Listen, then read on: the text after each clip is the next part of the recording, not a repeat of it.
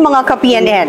Narito tayo ngayon sa loob ng Multipurpose Center, Camp Brigadier General Rafael T. Crame, kung saan gaganapin ang culminating activity ngayong hapon ng alas 2. Ang gawain ito ay bahagi ng pagdiriwang ng Police Community Relations Month ngayong buwan ng Hulyo.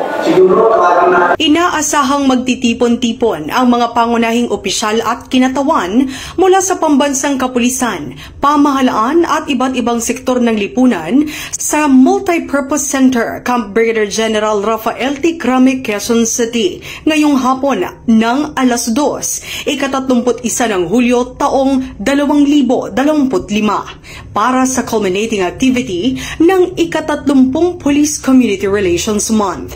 May temang sa bagong Pilipinas ang gusto ng pulis, ligtas ka. Tampok sa programa ang pagbibigay pagkilala sa mga natatanging awardees, inisyatibo at pagkilos ng PNP tungo sa mas matatag na ugnayan sa mga komunidad bilang bahagi ng adhikain ng bagong Pilipinas para sa kapayapaan at kaayusan.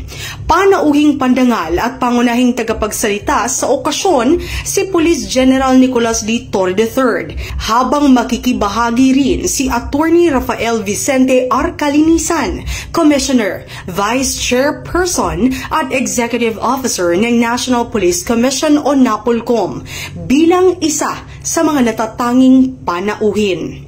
Ang nasabing aktibidad ay inaasahang magsisilbing pagtatapos ng isang buwang selebrasyon ng PCR Month na naglalayong paigtingin ng tiwala, pakikiisa at kooperasyon ng publiko sa mga kapulisan.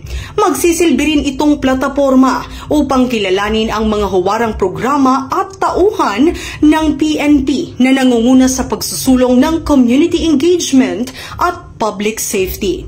Patuloy ang paghahanda ng PNP para sa maayos at makabuluhang pagsasagawa ng naturang aktibidad na inaasahang dadaluhan ng mga opisyales, miyembro ng media at mga kinatawan mula sa iba't ibang stakeholders. Mula dito sa Multipurpose Center, Camp Brigadier General Rafael T. Crame, ako ang inyong PNN correspondent, Patrolwoman Melanie Mapa, nagbabalita para sa Police News Express.